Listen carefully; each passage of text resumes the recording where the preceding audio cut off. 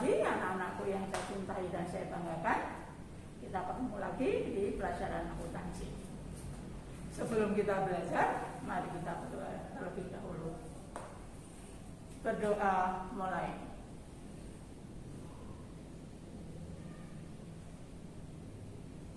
Berdoa selesai. Baik. Kemarin kalian ada PR 3 yang mengumpulkan baru sedikit. Ibu minta yang belum mengumpulkan segera mengumpulkan. Hari ini terakhir, ya, yang PR 3. Kalau yang tugas kemarin sudah banyak yang mengumpulkan, ya. Jadi yang belum mengumpulkan tugas dan PR segera mengumpulkan. Kemudian hari ini Ibu akan masuk pada bab 3. Bab 3. Tetapi Ibu minta kalian sekarang ambil buku cetakmu. Kita baca pakai buku cetak, ya. Buku cetakmu, ya. Ini. Bab 3. Bab 3. Penyusunan siklus akuntansi pada perusahaan jasa. Ya, saya ulangi. Penyusunan siklus akuntansi pada perusahaan jasa. Sebelumnya akan dijelaskan bahwa akuntansi itu nanti ada akuntansi perusahaan jasa dan akuntansi perusahaan dagang. Yang akan kita bahas nanti adalah akuntansi perusahaan jasa terlebih dahulu. Ya. Jadi sekali lagi pada saat ini nanti Ibu akan membahas mengenai akuntansi perusahaan jasa. Akuntansi perusahaan dagangnya nanti kalau sudah selesai. Bab 3. Oke? Buka buku cetakmu. Dibuka buku cetakmu semua. Karena panjang lebar penjelasannya, tetapi secara singkat akan Ibu jelaskan. Oke? Sudah dibuka buku cetakmu. Buka halaman 68. Halaman 68. Buka dulu semuanya. Sudah, baik. Lihat yang sudah Ibu tulis di papan tulis. Pengertian perusahaan jasa, halaman 68. Saya bacakan, kalian perhatikan. Perusahaan jasa adalah perusahaan yang kegiatan utamanya membuat produk tidak berwujud. Jadi tidak berwujud, ya, berupa jasa atau layanan dengan tujuan mencari laba, ya, profit, atau memberi layanan kepada masyarakat. Jadi ingat-ingat, perusahaan jasa itu perusahaan yang produknya tidak terlihat, tetapi bermanfaat bagi masyarakat. Jelas ya? Oke, lanjut. Ciri-ciri perusahaan jasa. Perusahaan jasa menawarkan layanan yang tidak berwujud. Dari jasa tadi. Jasa adalah sesuatu yang tidak dapat kita lihat, tetapi manfaatnya bisa kita rasakan. Ya, jasa adalah sesuatu yang tidak kelihatan, tetapi manfaatnya bisa kita rasakan. Ya, tidak kita lihat secara fisik, ya, tapi manfaatnya dapat kita rasakan. Ciri yang kedua, standar harga untuk suatu layanan yang ditawarkan, standar jasa yang kita untuk layanan, ya, perusahaan jasa itu sulit diukur. Jadi tidak bisa seperti barang 1 kilogram berapa enggak. Tapi kalau ini sulit diukur. Contohnya, kalau kalian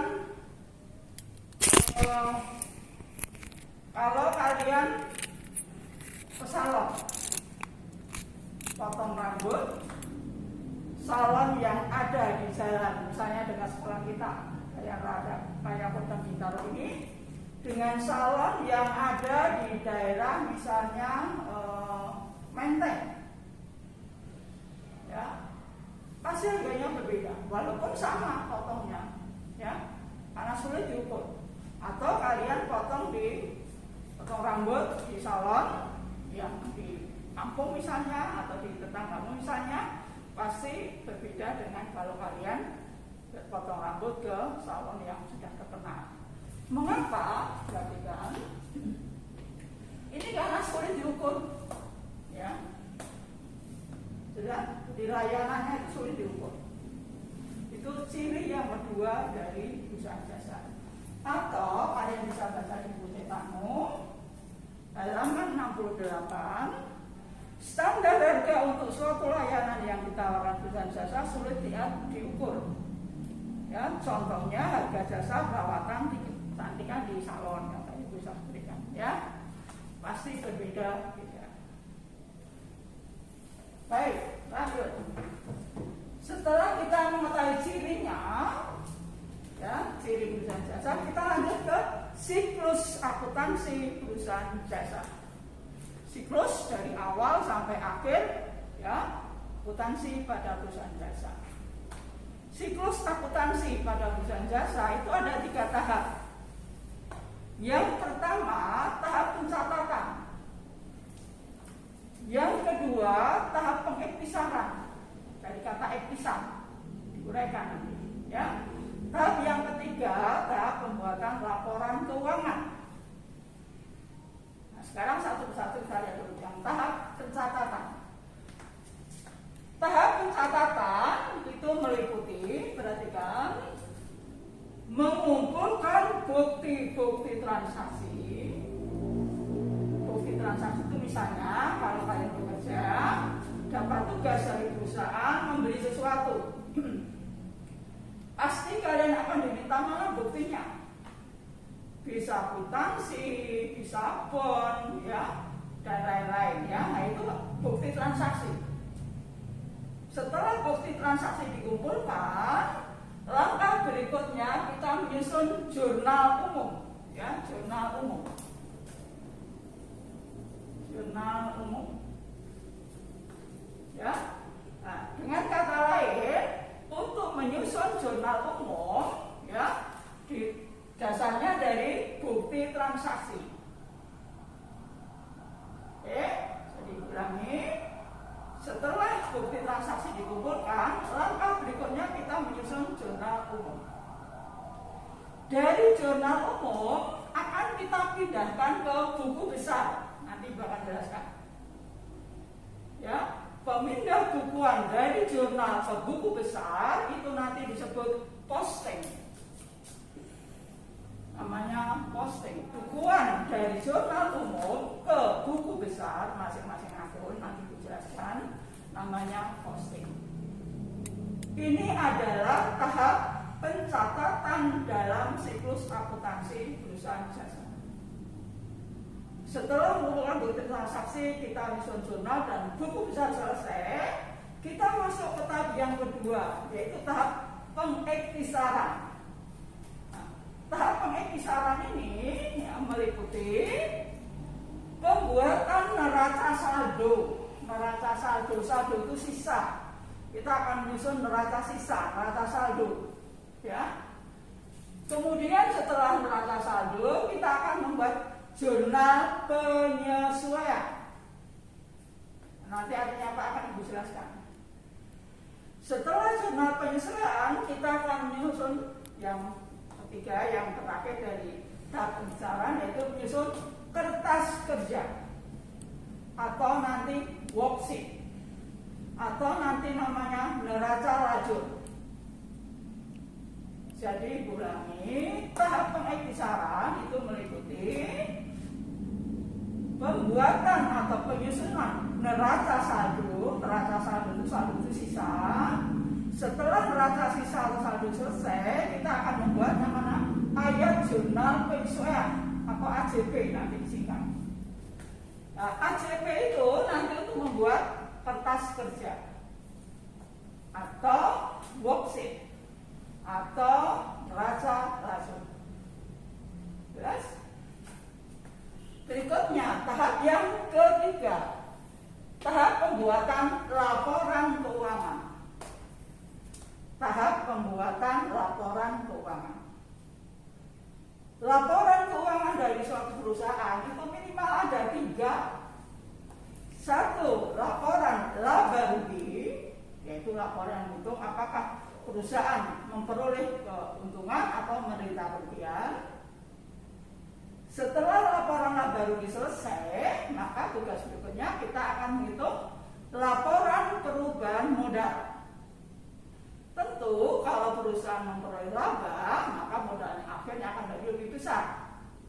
Sebaliknya, kalau perusahaan menderita kerugian, maka rata modal akhir akan menjadi lebih kecil daripada modal awal. Setelah laporan laba rugi selesai, kita menyusun laporan perubahan modal. Yang berikutnya kita menyusun laporan neraca. Neraca. Nah, jadi ini tidak boleh dibolak-balik. Jadi harus laporan laba rugi dulu, baru perubahan modal, baru neraca. Kalian tidak bisa menyusun neraca dulu. Saya semuanya neraca dulu, nggak bisa. Jadi ini urutannya harus seperti itu. Menyusun laporan keuangan, membuat dulu laporan laba rugi, kemudian laporan perubahan modal dan neraca. Dan kemudian kita juga akan menyusun laporan arus kas, cash flow. Ya, jadi itu. Itulah 3 tahap dalam akuntansi perusahaan jasa. Tahap pencatatan meliputi pengumpulan bukti-bukti transaksi. Bukti transaksi tadi nanti bisa berupa kwitansi, bisa memo, bisa nota kredit, nota debit dan lain-lain. Setelah bukti transaksi terkumpul, kita menyusun jurnal. Urutannya ya, jurnal umum. Jurnal umum selesai akan kita posting, pindah bukukan ke buku besar. Pemindah bukuan dari jurnal ke buku besar namanya posting. Setelah tahap pencatatan selesai, kemudian pada tahap pengektisaran, yaitu kita menyusun neraca saldo, kemudian menyusun laporan ayat jurnal penyesuaian dan kertas kerja. Setelah selesai, baru kita pada tahap yang ketiga membuat laporan keuangan. Laporan keuangan suatu perusahaan minimal ada 3, yaitu laporan laba rugi, laporan perubahan modal, dan neraca. Baru kemudian arus kas. Jelas? Ya, tolong nanti lihat buku cetak. Ya, tapi ini secara singkat dijelaskan. Berikutnya kita ke jenis-jenis transaksi dalam perusahaan. Ya, tadi jenis-jenis transaksi dalam perusahaan. Dalam perusahaan itu ada 2 jenis transaksi. Transaksi internal dan transaksi eksternal. Kalau transaksi internal itu transaksi terjadi di dalam perusahaan saja, tidak melibatkan pihak di luar perusahaan. Jadi saya ulangi, transaksi internal itu transaksi yang hanya terjadi intan perusahaan, tidak melibatkan pihak luar. Contohnya apa Bu transaksi internal? Itu kalau misalnya kalian sudah bekerja, kalian menggunakan peralatan atau perlengkapan di kantormu, poin, kertas, tinta, dan sebagainya, atau tanda tangan terima gaji kalian, honor kalian, itu adalah transaksi internal yang terjadi di dalam perusahaan tanpa melibatkan pihak luar. Sedangkan yang kedua adalah transaksi eksternal. Kalau transaksi eksternal ini transaksi yang melibatkan pihak di luar perusahaan. Contohnya apa? Ya kalau kalian tadi diberi tugas untuk membeli mesin, untuk membayar telepon, ya atau untuk membeli peralatan kantor dan sebagainya dan sebagainya. Jadi transaksinya melibatkan pihak di luar perusahaan. Jelas bedanya? Baik, lanjut. Sekarang jenis-jenis bukti transaksi tadi yang harus kalian kumpulkan sebelum menyusun jurnal. Ada beberapa jenis bukti transaksi. Yang pertama memo. Lihat buku cetak Melawi halaman 9. Di situ ada gambarnya halaman 9. Perusahaan dan ditujukan pada bagian dari perusahaan tersebut. Apa artinya? Jadi bukti ya bukti yang dibuat oleh perusahaan ditujukan pada bagian lain di perusahaan. Jadi ini transaksi internal. Jadi misalnya kalian kerja di bagian marketing, kemudian kalian dapat tugas untuk memberikan sponsor apa ke perusahaan, ke pihak lain. Kalian mengajukan biayanya sekian Pak, ini ya ditandatangani, kemudian diberikan kepada bagian keuangan, ya itu adalah memo. Jadi transaksi antar bagian saja. Jelas? Yang kedua, faktur. Hanya dari halaman 70, faktur adalah bukti pembukuan yang menyatakan telah terjadi suatu transaksi jual beli dengan cara kredit ngutang antar dua perusahaan. Sekali lagi, kalau nanti kalian menghitung atau mengerjakan ada kata-kata faktur, hati-hati. Faktur itu artinya transaksinya terjadi secara kredit, jadi belum membayar. Kalau pembelian, maka namanya nanti adalah faktur pembelian. Kalau ada faktur pembelian, berarti ini pembeliannya belum bayar, masih secara kredit. Ya, jadi perusahaan punya utang. Kalau nanti kalian terimanya faktur penjualan, itu berarti penjualan barang dagangan dari perusahaan atau penjualannya belum menerima uang. Dengan kata lain, kalau kalian nanti menerima faktur pembelian, berarti perusahaan itu punya utang. Ya, makanya nanti ada akun utang. Sebaliknya, kalau faktur penjualan, berarti perusahaan mempunyai tagihan atau piutang. Jadi ingat-ingat, kalau ada kata-kata faktur, berarti itu transaksinya secara kredit. Jelas? Contohnya, kalian lihat halaman 70. Lengkap, jelas di sini, halaman 70. Halaman 70, ya. Berikutnya adalah kwitansi. Kwitansi adalah bukti pembukuan untuk penerima pembayaran dan untuk orang yang membayar. Jadi kalau kamu membayar, minta kwitansinya dong. Ada buktinya, ya. Baik untuk penerima maupun untuk orang yang membayar. Jadi biasanya ini rangkap dua. Satu untuk penerima, satu untuk yang membayar. Ya, jadi kalau menerima kwitansi hati-hati ya, dua. Satu untuk kalian, satu untuk yang menerima. Ya. Kemudian nota debit. Nah, hati-hati ini, nota debit. Nota yang dibuat oleh penjual untuk mengoreksi, ya, membenarkan faktur pada masa lalu. Jadi nota debit itu untuk transaksi kredit, ada faktur nih. Ya, ada koreksi. Misalnya barangnya yang misalnya kamu nanti dagang beras, yang kamu minta itu beras super, ini dikasih cuma beras yang biasa misalnya, ya. Oke, atau barang kamu kembalikan, ya, karena tidak cocok dengan pesanan kalian. Kemudian halaman 1 kamu lihat contohnya, kalau saya dijelaskan karena cukup gampang memahami. Kelima, nota kredit. Bukti pembukuan yang menjual barang dagang dengan kredit, ya, dengan kredit sekali lagi, ya. Sebagai koreksi atau perubahan jumlah tagihan yang berkurang akibat keperluan di masa lalu, ya. Ini bisa adaptasi kelebihan atau kekurangan, ya. Misalnya barangnya kembalikan atau misalnya ada barang dikembalikan atau tidak sesuai dengan pesanan, ya. Jadi nota debit dan nota kredit semua ada di halaman 71. Silakan dilihat dulu, ya.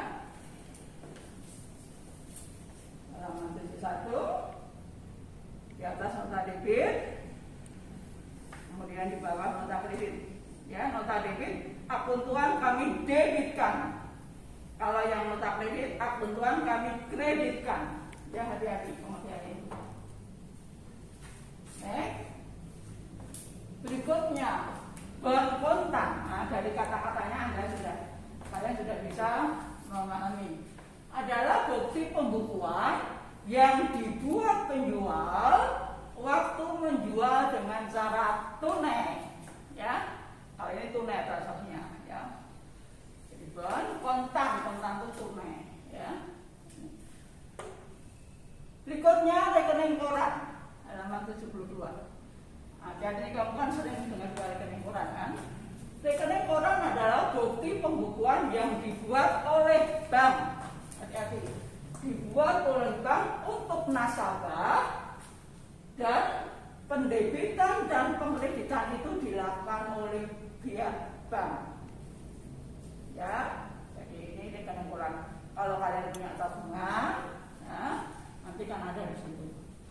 Yang ada di buku tabungan itu adalah dari sudut pihak bank, bukan kalian. Ya, jadi kalau rekening koran itu buat oleh bank.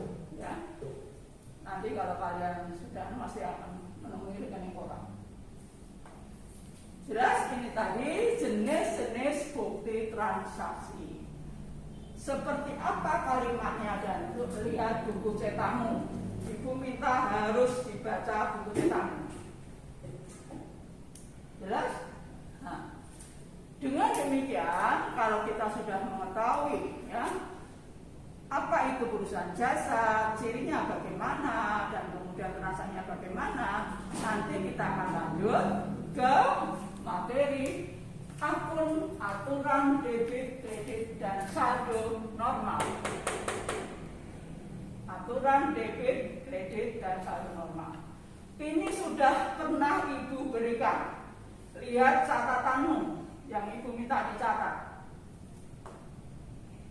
Pendebitan dan pengkreditan atau akun aturan debit dan kredit serta saldo normal sudah Ibu berikan. Coba tolong dilihat lagi. Misalnya untuk akun aset, kalau bertambah dicatat sebagai debit atau kredit. Saldo normalnya bagaimana?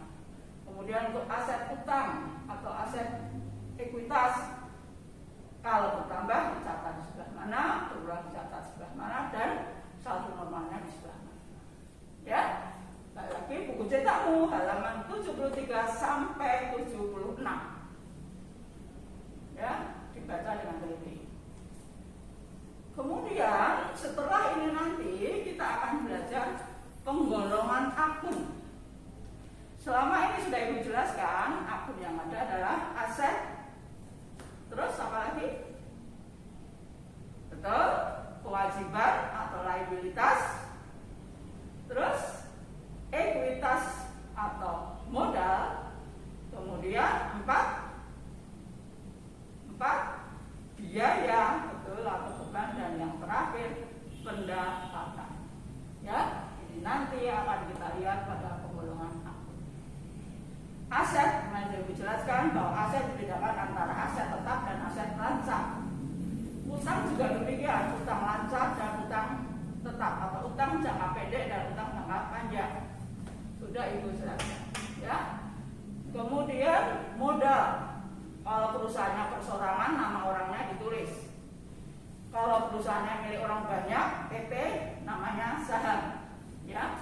Jadi kalau kamu nanti menemukan modal Ali misalnya, itu adalah perusahaan perseorangan. Ya. Kemudian pendapatan. Ya. Pendapatan itu transaksi yang menambah modal. Kalau beban adalah transaksi yang mengakibatkan mengurangi modal. Dan nanti ada yang bersifatnya mengurangi modal adalah price yang sudah Ibu jelaskan kemarin. Ya, hari ini Ibu jelaskan singkat, dan setelah nanti pengulangan akun kita akan belajar jurnal umum. Ini tahap pencatatan dalam siklus akuntansi. Ya, jurnal umum. Supaya besok lebih mudah Ibu menjelaskan pada kalian, dibaca dulu. Ya, dan nanti Ibu tinggal jelaskan gampang. Oleh karena itu, yang semua pasti sudah ada buku kan, buku cetaknya kan. Kalau kalian tidak ada buku cetak ya nggak akan bisa mengikuti. Jadi yang belum segera diambil bukunya. Jangan mudah. bulan September belum pegang buku, ya, itu. Jadi hari ini yang ibu akan jelaskan ini, dan setelah itu kita nanti akan belajar penggolongan akun dan jurnal umum. Tahap pertama dari siklus akuntansi perusahaan swasta. Jelas? Jelas? Oke, ya. Jadi sekali lagi kalau kalian kurang jelas, japri ke ibu. Banyak yang sudah japri ke saya, terutama yang PR kemarin. Ya, yang soal nomor 19. Dan saya tahu banyak sekali yang tanya, itu senang itu. Artinya apa? Kalian memperhatikan. Ya. Rumusnya modal akhir bagaimana? Itu saya senang, ibu senang ya. Jadi katanya kalian aktif mau memperhatikan. Pasti ibu kasih jawabannya. Ya. Dan jangan lupa minggu depan kalian ulangan. Tanggal 16 September ibu akan memberikan ulangan. Ya, kalau disiapkan di hari ini ibu memberikan materi yang dari buku cetakmu, dan tolong diperhatikan minggu depan kita akan ulangan tanggal 16 September. Jelas? Dan saya ucapkan terima kasih yang sudah mengumpulkan tugas banyak sekali, hanya tinggal beberapa orang yang belum mengumpulkan.